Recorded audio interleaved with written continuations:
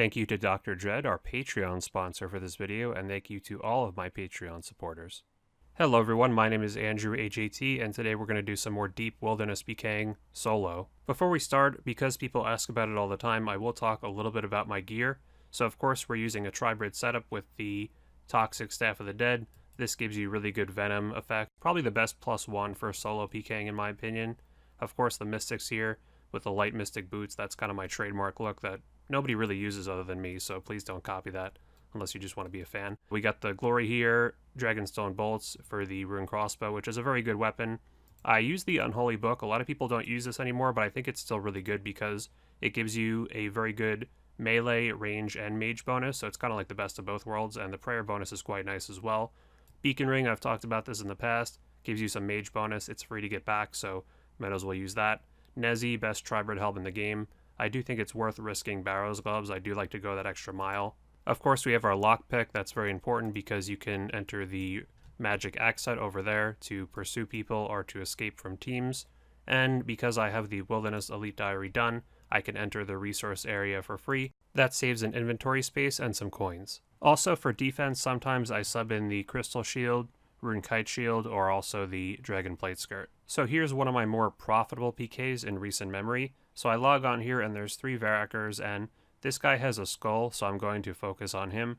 And he is going to fight back. He's got the Ballista ready to go here, and I'm going to be careful to not fight anyone else because I don't want them to be able to attack me without getting a skull themselves. They might still do it, but even if they do, they're probably not going to want to stick around for very long, meaning I should be able to get a 1v1 in with this guy.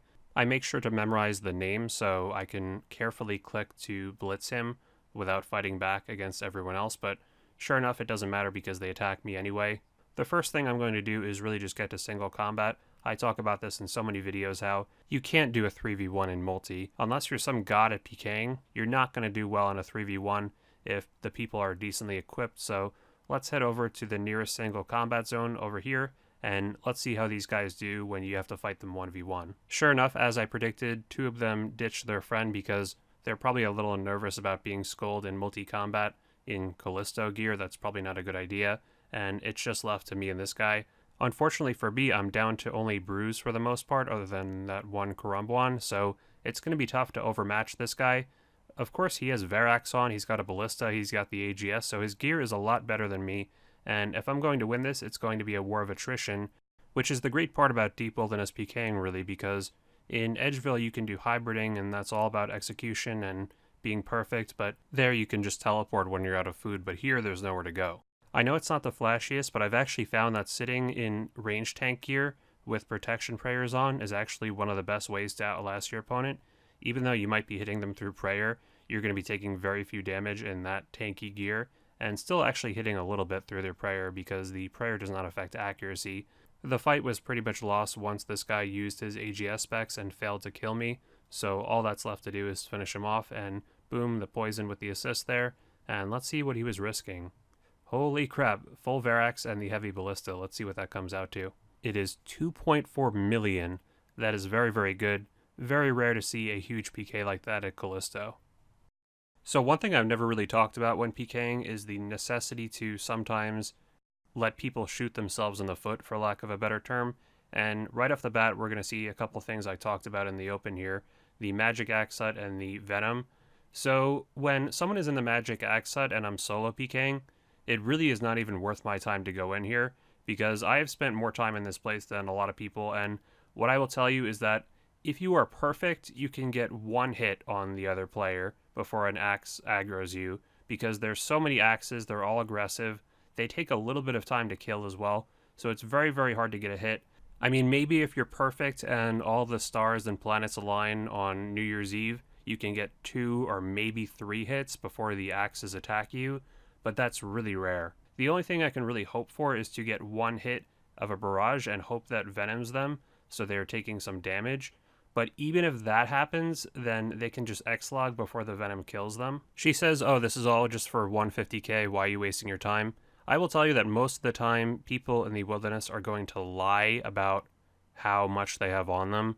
Generally, they have way more than they say. so you might as well PK them, especially because it's hard enough to find people these days. So unbelievably, she leaves the axe hut, which is the only safe place nearby, and I guess decides to make a break for it to the lever or maybe to log out, and this does not work. And even though she's going to be able to go back into the axe hut, I am going to get a venom in here. I'm just making sure I pile on here with the barrages because I'm not trying to KO her. I just want to guarantee that I venomed her, and as you saw there, the venom is now active. Now, even at this point, I don't know why she is not X-logging. The venom is not going to kill you for at least a couple minutes, especially if you have food on you. So you could just eat to full HP. Even right now, she could have just X-logged and probably escaped, but I don't know why she did not do that.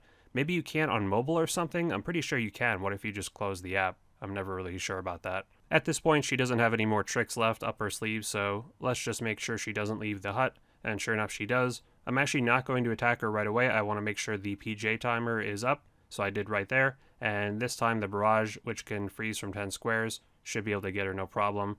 She might want to play Ring Around the Rosie here, but that's not going to work, especially because you have to go through all these hills. The rest of the chase was pretty standard. She was getting venomed pretty hard at this point. That's another thing. Why don't you have anti-venom in the wilderness? Even though the Hellhound is going to PJ me, the Venom's going to take care of the rest of that, and let's see if it's actually 150k. So 250k in the looting bag, very nice ether there.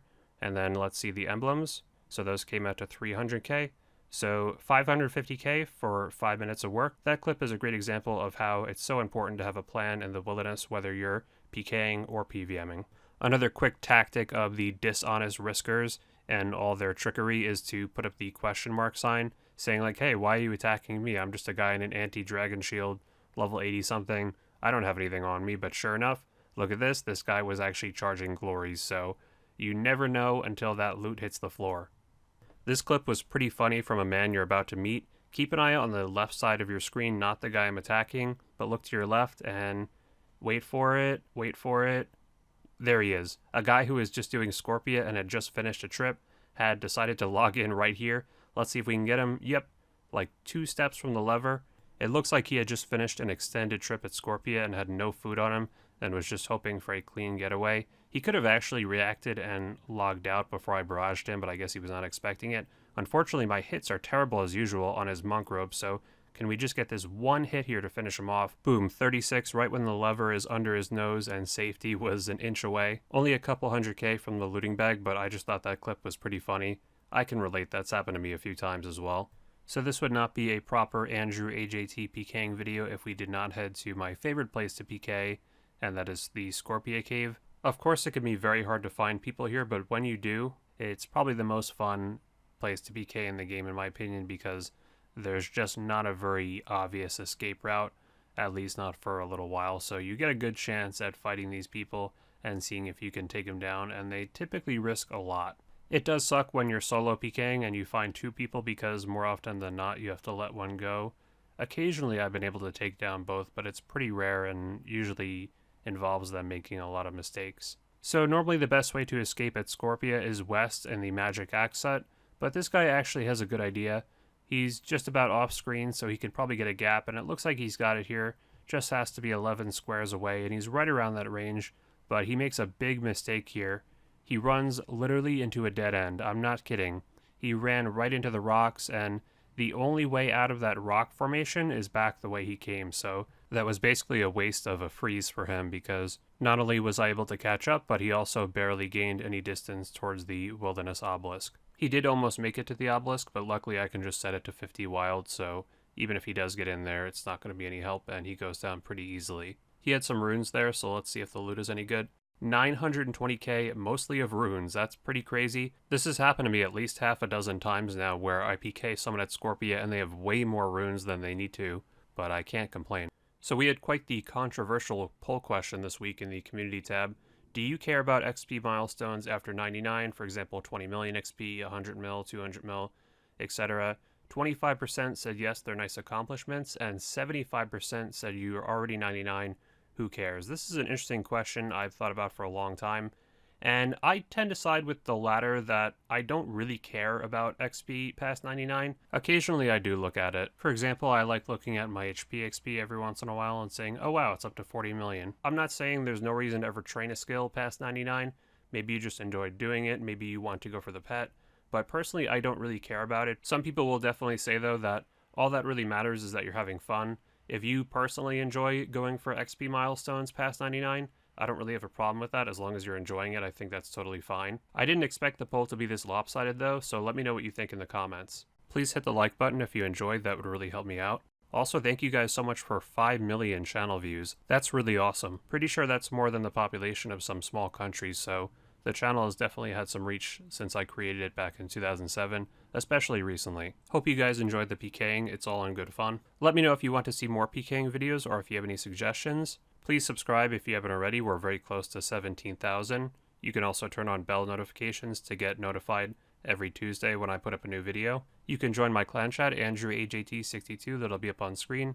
Just my general discussion, PVM, PvP, anything goes type of clan. Even if you can't join the clan chat, you can join our RuneScape Discord down below. You can follow me on Twitter down below at AndrewAJT. Lastly, if you want to support the channel even further, you can check out my Patreon page in the end screen. Thank you all so much for watching, and I'll see you guys next week.